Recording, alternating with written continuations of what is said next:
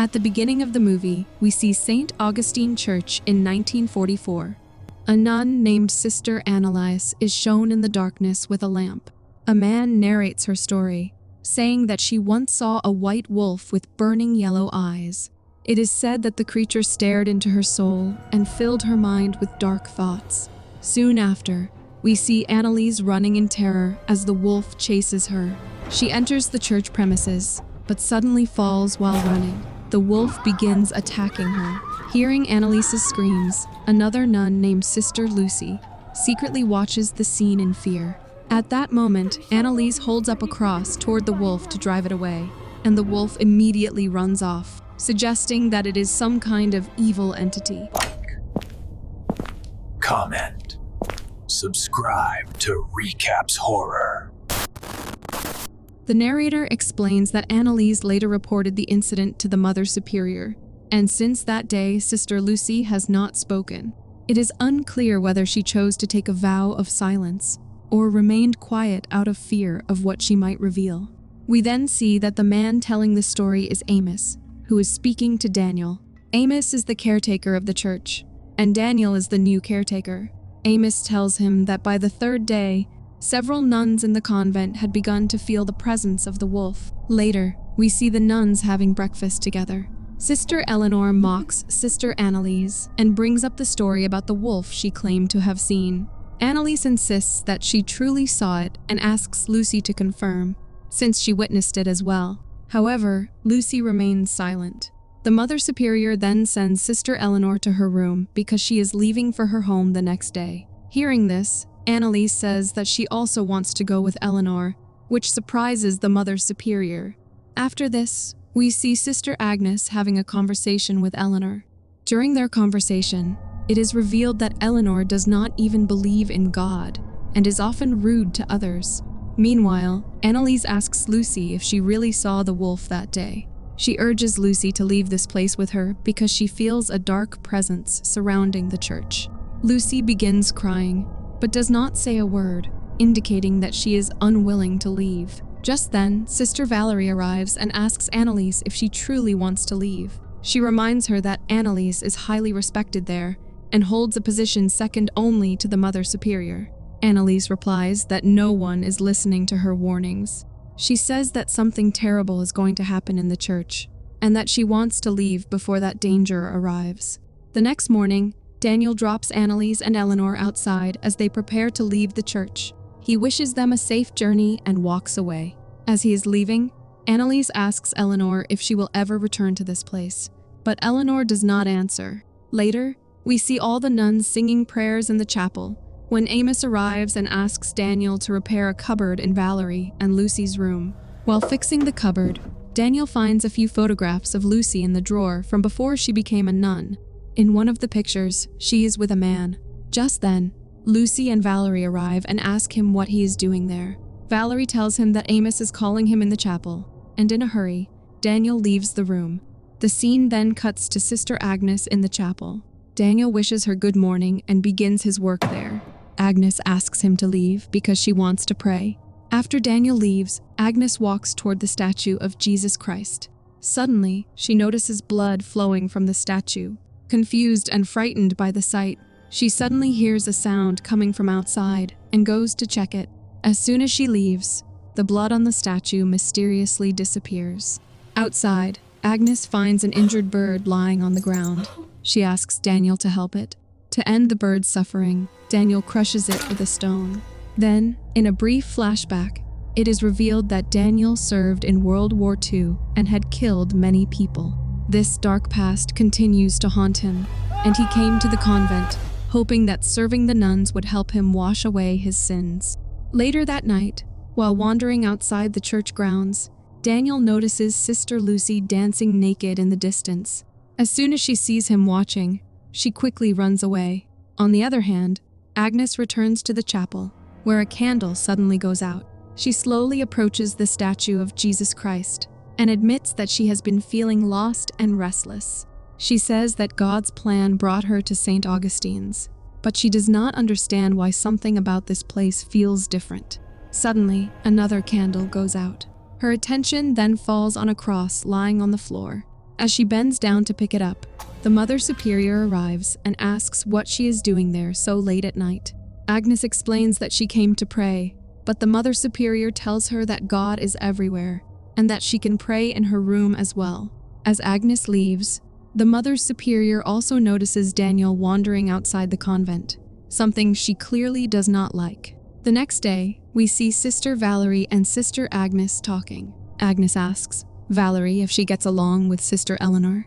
Valerie replies that Eleanor is someone who lacks faith and advises Agnes not to be influenced by her. Agnes then asks why the Mother Superior allows Eleanor to stay there if that is the case. Valerie responds that, just like God, they cannot question the Mother Superior's wisdom. Agnes then wonders why Eleanor visits the mainland so often. Valerie explains that Eleanor's problems run deeper than a crisis of faith. Old sins and temptations still trouble her. Later that day, the Mother Superior speaks privately with Amos and tells him that she saw Daniel wandering around the convent at night. She says that all her nuns are very pure, and she does not want anything, especially romantic involvement, to disturb their faith. She asks Amos to keep an eye on the situation. Later that night, a mysterious person, completely covered from head to toe, arrives at the church carrying a basket. Meanwhile, Sister Valerie is lighting candles when she suddenly hears a knock at the door. She goes outside to check and finds a crying baby inside the basket. The night has turned stormy, with strong winds and rain. Valerie picks up the basket and takes it inside. Hearing the baby crying, the Mother Superior arrives, and Valerie tells her that someone has left a baby on the doorstep. The Mother Superior gently lifts the baby into her arms. Valerie wonders who could have abandoned a child there during such a dangerous storm. Just then, Sister Agnes also arrives at the chapel and asks what is happening. The Mother Superior tells her about the baby and says that she is going to fetch some milk. She asks Valerie to go out with Daniel to search the nearby area for anyone who might have left the child there. She then tells Agnes to stay with the baby until they return. Now alone with the baby, Agnes watches as it begins to cry. She asks God if this child is some kind of sign. As she looks closely at the baby's face, she suddenly starts hearing strange whispers, and a strong wind begins to blow through the chapel. Agnes grows frightened. Suddenly, the statue of Jesus Christ begins to shake and falls to the floor, shattering into pieces. The baby keeps crying, and Agnes tries to calm it down, but then she hears the baby speaking in a demonic voice. Terrified, Agnes screams, "Devil!" Hearing her scream, Danielle and Valerie rush inside. At the same moment, the Mother Superior also arrives in the chapel and stops Agnes, who is trying to harm the baby. Daniel grabs hold of Agnes as she cries out that the baby must not live because he is the devil. Because of her behavior, Valerie and Daniel forcefully restrain Agnes and lock her inside a room. Even then, Agnes keeps shouting that the baby is evil. We then see the Mother Superior taking care of the child like a loving mother. Valerie remarks that she thinks the baby likes her. The Mother Superior reveals that she always wanted a child of her own. When Daniel asks what name she will give the baby, she says his name will be Peter. She then tells Valerie and Daniel to change their clothes since they got wet in the storm. While Daniel is changing, Lucy accidentally walks into his room and quickly leaves without saying anything. Just then, Amos arrives and warns Daniel that he should keep himself properly covered and show some respect for the nuns. Lucy returns to her room, where Valerie tries to talk to her, but Lucy does not say a single word. Valerie insists that she should speak, but Lucy suddenly pushes Valerie away, which Valerie finds very strange. Later, Lucy is seen in the chapel when she hears the baby crying. She goes to check on him in the Mother Superior's room, but what she sees there horrifies her. The baby's legs have transformed into goat-like legs. Realizing that something is terribly wrong, Lucy immediately rushes to Agnes. Agnes begins pleading with Lucy to open the door, telling her that the baby is evil. However, Lucy is troubled by something else, her own sinful past. She believes that God is punishing her for her mistakes. Agnes insists that God is only testing them and that they must stop the evil before it is too late. But Lucy ignores her warning and walks away. Later, Lucy returns to her room and quietly apologizes to Valerie while she is asleep. She then checks her photographs and realizes that one of them is missing. Meanwhile, we see that the missing photograph is with Daniel. While looking at it, Daniel begins imagining Lucy in a lustful way. Suddenly, he hears someone approaching. It is Lucy walking toward him, covered in blood after cutting her wrist. She calls him a sinner and then collapses while screaming. Her scream is heard by Valerie and the Mother Superior. When Daniel realizes that someone is coming, he panics and runs away from there. Sister Valerie soon arrives and is horrified to find Lucy lying dead on the floor. The next day, Valerie speaks with the Mother Superior about Lucy and asks whether God will forgive her for taking her own life. The Mother Superior replies that such matters should be left to God. She then adds that they will hold a christening ceremony for Peter later. She says that sometimes one light is extinguished, just as another light ignites, making it clear that she has become deeply attached to the baby. The Mother Superior then asks Valerie to check the church supplies to make sure they were not damaged in the storm. Valerie goes to check the church supplies and is shocked to find Eleanor there drinking wine. Eleanor tells her that she took shelter from the storm and that someone locked her inside. Valerie then takes the drunken Eleanor to the dining area.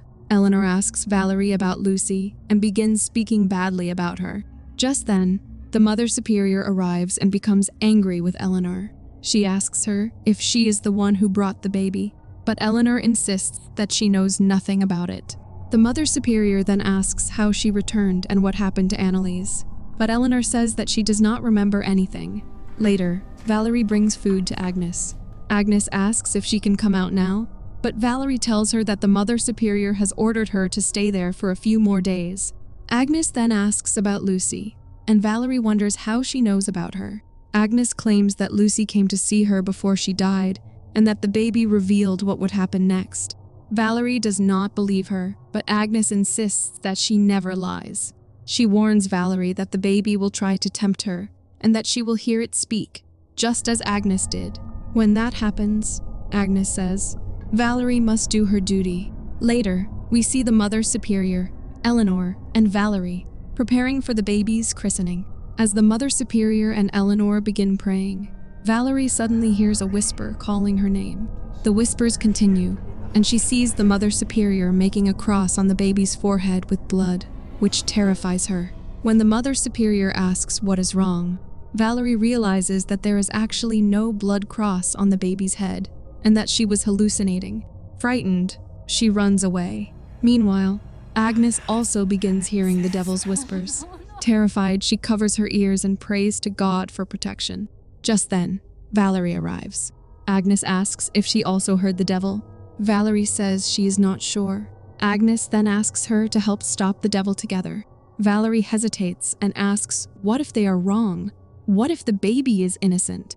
Agnes insists that the baby is the devil's vessel. Valerie believes Agnes has gone mad, but suddenly Agnes tricks her, locks her inside the room, and escapes. Agnes then meets Daniel and tries to explain to him about the evil baby. She asks for his help, and even tries to seduce him so that he will not refuse, but Daniel still rejects her request and walks away. Later, the Mother Superior is speaking with Eleanor when Amos arrives and informs her that he has prepared Lucy's coffin and will bury her once the storm stops. Suddenly, Agnes appears with a knife, intending to kill the baby.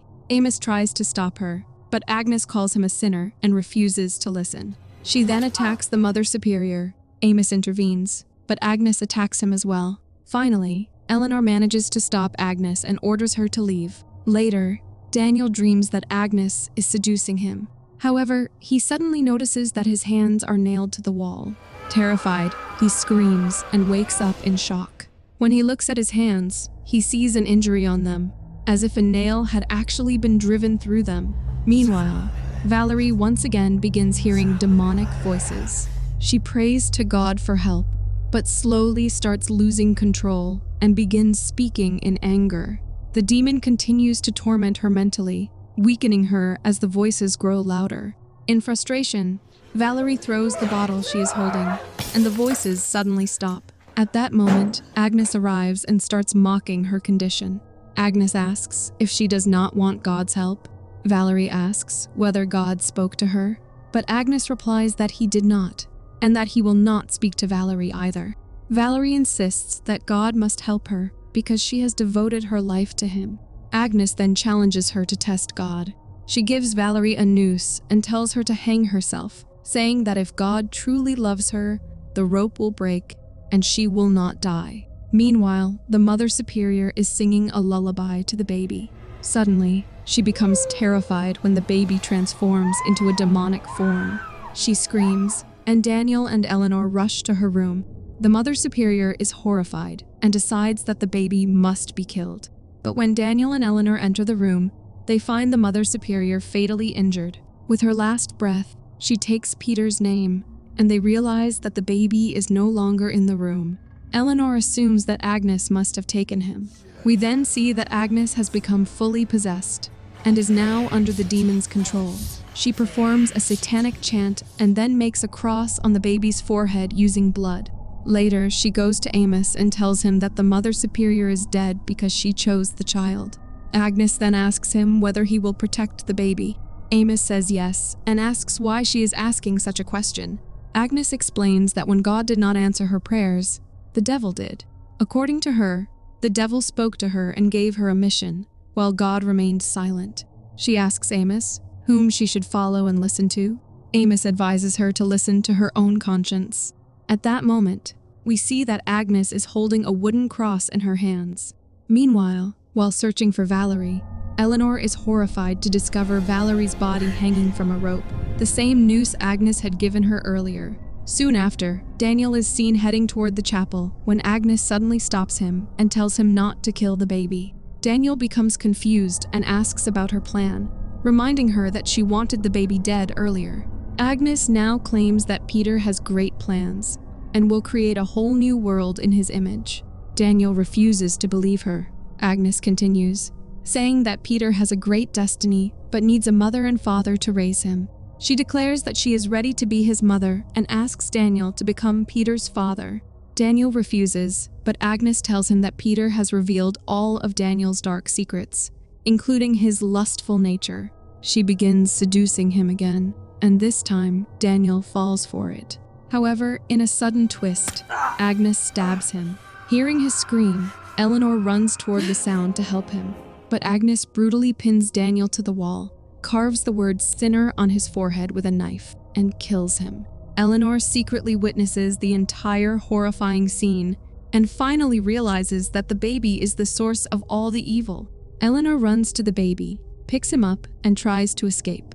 Just then, Agnes arrives and manages to find Eleanor with the baby. Eleanor pleads with Agnes to listen to God, but Agnes claims that God loves none of them and immediately tries to attack her. Eleanor tells Agnes that she can still help stop the devil. At that moment, Eleanor suddenly sees the baby in his terrifying demonic form and screams in horror. She then fights back, and an intense struggle breaks out between the two. During the fight, Eleanor finally overpowers Agnes, stabs her in the eye, and kills her. Afterward, Eleanor asks God for forgiveness and prepares to kill the baby as well. However, the child suddenly appears normal again.